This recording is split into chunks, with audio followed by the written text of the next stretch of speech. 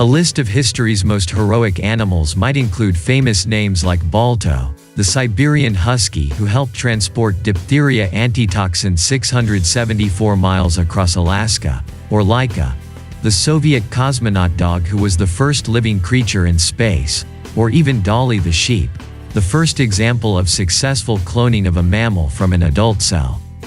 But ask some Polish military veterans and they'd probably cite another creature, Wojtek the Bear, a 500 to 600 pound brown bear that was essentially adopted by the 22nd Transport Company's artillery division in the Polish Second Corps, and served as a morale booster to the troops during World War II. On the 8th of April 1942, the cub was discovered in the mountains of Iran by a group of Polish prisoners of war who were being transported from a Siberian gulag through the Middle East to Alexandra, Egypt. From there, they were shipped off to Europe, most famously to fight in the 1944 Battle of Monte Cassino in Italy. The Allies got together in 1942 and made a pact with Stalin in which they could release the Poles to join the Allies' troops, according to Aileen Orr, author of Wojtek the Bear, Polish war hero. Nursing the bear with a bottle of condensed milk in a vodka bottle, the soldiers treated Wojtek like a baby, perhaps because their own families had been torn apart by the war, she explains. But pretty soon, as bear cubs are wont to do, Wojtek grew up. He would accept lit cigarettes, take a puff and swallow them, one of the soldiers who took care of the bear once wrote. He loved to drink from a beer bottle, and when it was empty, he would look through the opening to see where the rest of the beer was.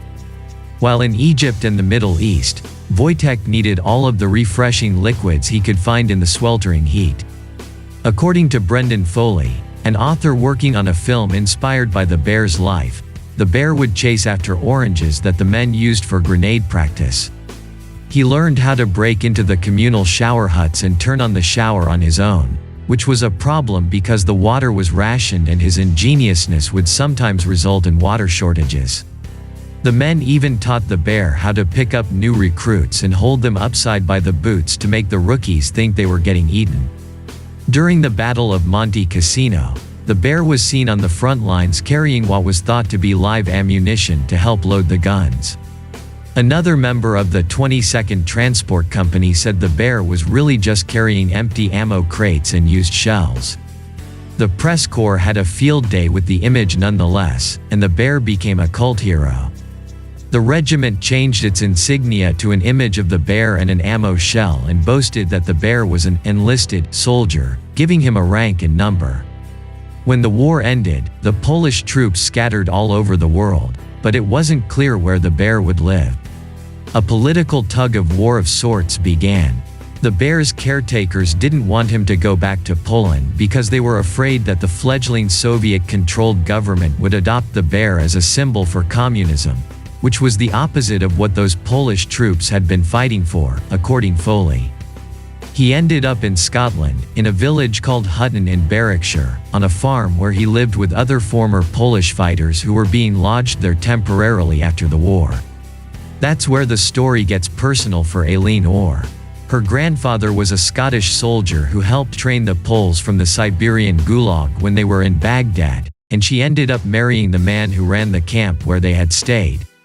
She currently lives on that very farm, which apparently still has the bear's claw marks etched into the trees in her garden. So she grew up hearing stories about how people at the Scottish camp would feed the bear sweets like honey and jam, attempt to wrestle him, and kick around soccer ball with him.